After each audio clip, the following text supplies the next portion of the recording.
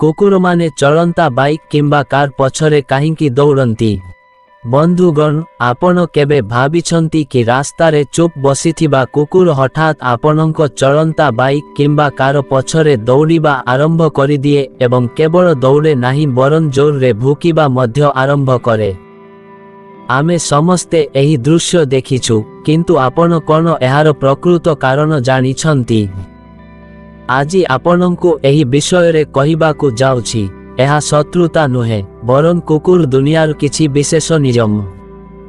ଆସନ୍ତୁ ଏହା ପଛରେ ଲୁଚି ରହିଥିବା ଗୁପ୍ତ କଥା ଜାଣିବା ଯାହା ଆପଣଙ୍କୁ ଆଶ୍ଚର୍ଯ୍ୟ କରିବ। ତେବେ ଆଉ କାଳ ବିଳମ୍ବ ନକରି ଚାଲନ୍ତୁ ସେହି ବିଷୟରେ ଜାଣିବା। ଭିଡିଓଟିକୁ ମୂଳରୁ ଶେଷ ପର୍ଯ୍ୟନ୍ତ ଦେଖନ୍ତୁ। ବନ୍ଧୁଗଣ, କୁକୁର ପାଇଁ ଟାୟାରର ଗନ୍ଧ ଲଢ଼େଇର କାରଣ ହୋଇଯାଏ। କୁକୁରମାନଙ୍କର ନାକ ମଣିଷ ଅପେକ୍ଷା ବହୁତ ଶକ୍ତିଶାଳୀ। ସେମାନେ ଦୂରରୁ ଗନ୍ଧ ପାଇ ପାରିବେ ଯେଉଁମାନେ ସେମାନଙ୍କ ଅଞ୍ଚଳ ଦେଇ ଯାଇଥାନ୍ତି। ଯେତେବେଳେ ଆପଣଙ୍କ ଗାଡ଼ି ଅନ୍ୟ ସ୍ଥାନରୁ ଆସେ, ସେଠାରେ ଉପସ୍ଥିତ କୁକୁରମାନଙ୍କର ଗନ୍ଧ ଏହାର ଟାୟାରରେ ଲାଗିଯାଏ।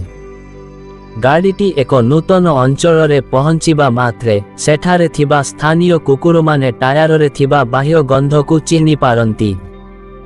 ସେମାନଙ୍କ ପାଇଁ ଏହା ଏକ ଚେତାବନୀ ପରି ଯେ ଏକ ବାହାର କୁକୁର ସେମାନଙ୍କ ଅଞ୍ଚଳରେ ପ୍ରବେଶ କରିଛି।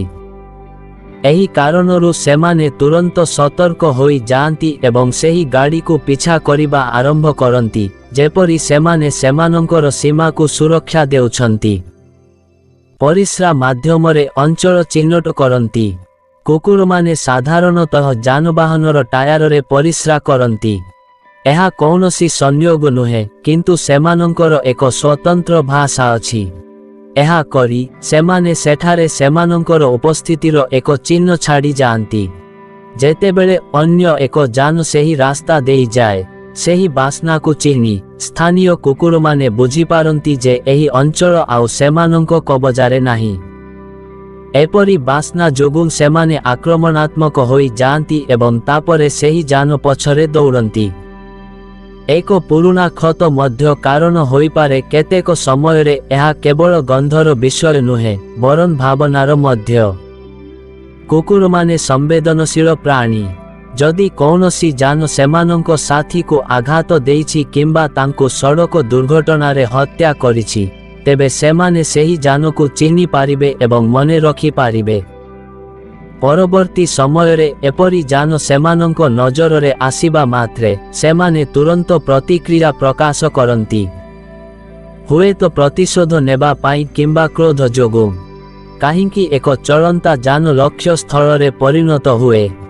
କୁକୁରମାନେ ସାଧାରଣତଃ ସ୍ଥିର ଜିନିଷ ଗୁଡ଼ିକୁ ଅଣଦେଖା କରନ୍ତି, କିନ୍ତୁ ଯାହା ଗତିଶୀଳ କିମ୍ବା ଦ୍ରୁତ ଗତିରେ ଦୌଡ଼ୁଛି ତାହା ସେମାନଙ୍କ ପାଇଁ ଏକ ଚ୍ୟାଲେଞ୍ଜ ପରି ମନେ ହୁଏ। ସେମାନଙ୍କର ଶିକାରୀ ସ୍ୱଭାବ ଯୋଗୁଁ ସେମାନେ ଦ୍ରୁତ ଗତିଶୀଳ ଜିନିଷ ଗୁଡ଼ିକୁ ପିଛା କରିବା ଆରମ୍ଭ କରନ୍ତି। ଏହି କାରଣରୁ ସେମାନଙ୍କୁ ଜଣେ ବ୍ୟକ୍ତି ଚାଲିବାରେ କୌଣସି ସମସ୍ୟା ହୁଏ ନାହିଁ, କିନ୍ତୁ ବାଇକ୍ କିମ୍ବା କାର୍ର ଶବ୍ଦ ଏବଂ ଦ୍ରୁତ ଗତି ସେମାନଙ୍କୁ ସତର୍କ କରିଥାଏ। ଏପରି ପରିସ୍ଥିତିରେ କ'ଣ କରିବେ?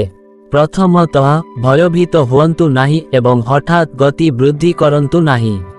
ଏହା ସନ୍ତୁଳନ ନଷ୍ଟ କରିପାରେ।